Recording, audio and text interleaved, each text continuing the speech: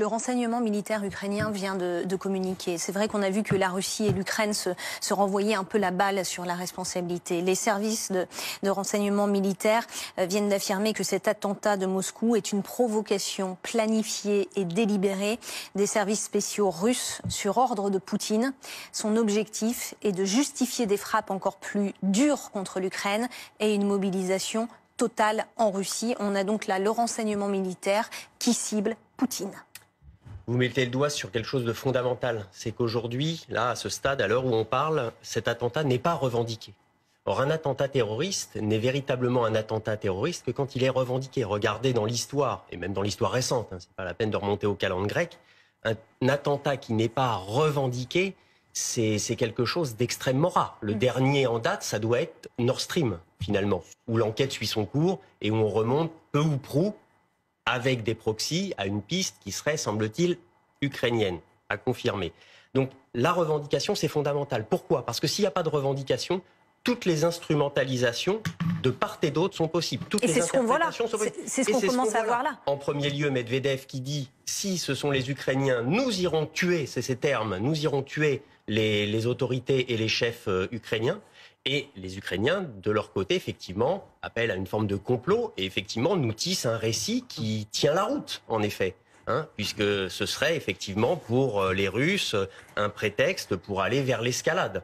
Et donc les conséquences, j'allais dire, à très court terme sur la guerre peuvent se faire ressentir. On a là encore une fois, on est dans la guerre informationnelle sur la base effectivement d'un massacre, mais qui ensuite prend une ampleur informationnelle telle et avec des marges d'interprétation telles du fait même que c'est pas revendiqué, qui laisse la place à toutes les interprétations et finalement à toutes les positions. Et c'est aussi la raison pour laquelle John Kirby, le porte-parole le porte-parole du Conseil de sécurité nationale américain, s'est immédiatement empressé de dire qu'il ne fallait pas faire de lien avec l'Ukraine pour éviter justement que les Russes ne s'engouffrent dans cette faille et ne viennent justement pointer l'Ukraine, qui est un danger majeur. À la suite des événements, le département principal du comité d'enquête de la Fédération de Russie a ouvert aujourd'hui une procédure pénale conformément à l'article 205 du Code pénal de la Russie pour actes terroristes. Un groupe d'enquête du département principal du comité d'enquête russe est arrivé sur les lieux de l'incident. Il a déjà entamé son travail. Alexandre Bastrykine, président du comité d'enquête de Russie, est également sur place pour coordonner le travail du groupe d'enquête et des services qui en assurent le soutien. Des activités opérationnelles et de sauvetage se poursuivent toujours. En parallèle, les premières investigations ont commencé.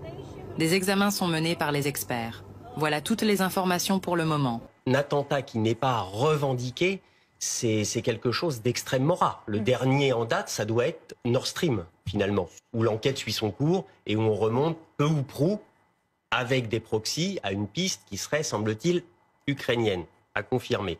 Donc la revendication, c'est fondamental. Pourquoi ? Parce que s'il n'y a pas de revendication, toutes les instrumentalisations de part et d'autre sont possibles. Toutes les interprétations sont possibles. C'est ce qu'on commence à voir là. En premier lieu, Medvedev qui dit « si ce sont les Ukrainiens, nous irons tuer », c'est ces termes, « nous irons tuer les autorités et les chefs ukrainiens ». Et les Ukrainiens, de leur côté, effectivement, appellent à une forme de complot et effectivement nous tissent un récit qui tient la route, en effet. Puisque ce serait effectivement pour les Russes un prétexte pour aller vers l'escalade. Et donc les conséquences, j'allais dire, à très court terme sur la guerre peuvent se faire ressentir. On a là encore une fois, on est dans la guerre informationnelle sur la base effectivement d'un massacre, mais qui ensuite prend une ampleur informationnelle telle et avec des marges d'interprétation telles du fait même que c'est pas revendiqué, qui laisse la place à toutes les interprétations et finalement à toutes les positions. Et c'est aussi la raison pour laquelle John Kirby, le porte-parole du Conseil de sécurité nationale américain, s'est immédiatement empressé de dire qu'il ne fallait pas faire de lien avec l'Ukraine pour éviter justement que les Russes ne s'engouffrent dans cette faille et ne viennent justement pointer l'Ukraine, qui est un danger majeur. Un attentat qui n'est pas revendiqué, c'est quelque chose d'extrêmement rare. Le dernier en date, ça doit être Nord Stream, finalement, où l'enquête suit son cours et où on remonte peu ou prou avec des proxys à une piste qui serait, semble-t-il, ukrainienne, à confirmer. Donc la revendication, c'est fondamental. Pourquoi? Parce que s'il n'y a pas de revendication, toutes les instrumentalisations de part et d'autre sont possibles. Toutes les interprétations sont possibles. C'est ce qu'on commence à voir là. En premier lieu, Medvedev qui dit « si ce sont les Ukrainiens, nous irons tuer », c'est ces termes, « nous irons tuer les autorités et les chefs ukrainiens ». Et les Ukrainiens, de leur côté, effectivement, appellent à une forme de complot et effectivement nous tissent un récit qui tient la route, en effet. Puisque ce serait effectivement pour les Russes un prétexte pour aller vers l'escalade. Et donc les conséquences, j'allais dire, à très court terme sur la guerre peuvent se faire ressentir.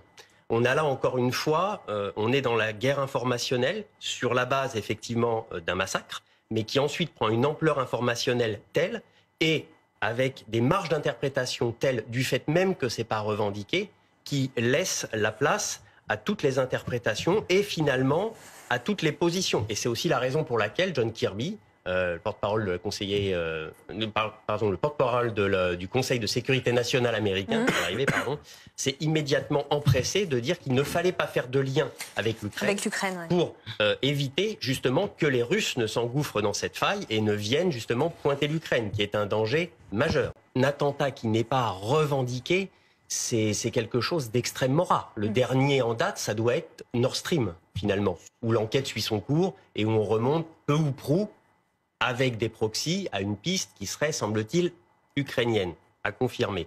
Donc la revendication, c'est fondamental. Pourquoi? Parce que s'il n'y a pas de revendication, toutes les instrumentalisations de part et d'autre sont possibles. Toutes les interprétations sont possibles. C'est ce qu'on commence à voir là. En premier lieu, Medvedev qui dit « si ce sont les Ukrainiens, nous irons tuer », c'est ces termes, « nous irons tuer les autorités et les chefs ukrainiens ».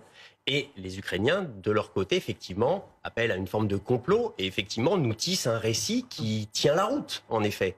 Puisque ce serait effectivement pour les Russes un prétexte pour aller vers l'escalade. Et donc les conséquences, j'allais dire, à très court terme sur la guerre peuvent se faire ressentir. On a là encore une fois, on est dans la guerre informationnelle sur la base effectivement d'un massacre, mais qui ensuite prend une ampleur informationnelle telle et avec des marges d'interprétation telles du fait même que c'est pas revendiqué, qui laisse la place à toutes les interprétations et finalement à toutes les positions. Et c'est aussi la raison pour laquelle John Kirby, le porte-parole du Conseil de sécurité nationale américain, s'est immédiatement empressé de dire qu'il ne fallait pas faire de lien avec l'Ukraine pour éviter justement que les Russes ne s'engouffrent dans cette faille et ne viennent justement pointer l'Ukraine, qui est un danger majeur. Un attentat qui n'est pas revendiqué, c'est quelque chose d'extrêmement rare. Le dernier en date, ça doit être Nord Stream, finalement, où l'enquête suit son cours et où on remonte peu ou prou avec des proxys à une piste qui serait, semble-t-il, ukrainienne, à confirmer.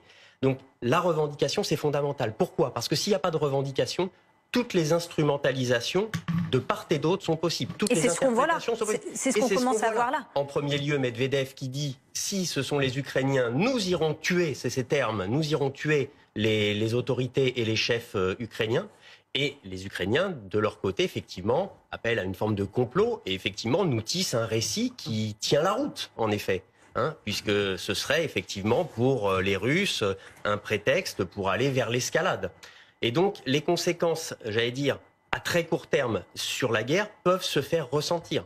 On a là encore une fois, on est dans la guerre informationnelle sur la base effectivement d'un massacre, mais qui ensuite prend une ampleur informationnelle telle et avec des marges d'interprétation telles du fait même que c'est pas revendiqué, qui laisse la place à toutes les interprétations et finalement à toutes les positions. Et c'est aussi la raison pour laquelle John Kirby, le porte-parole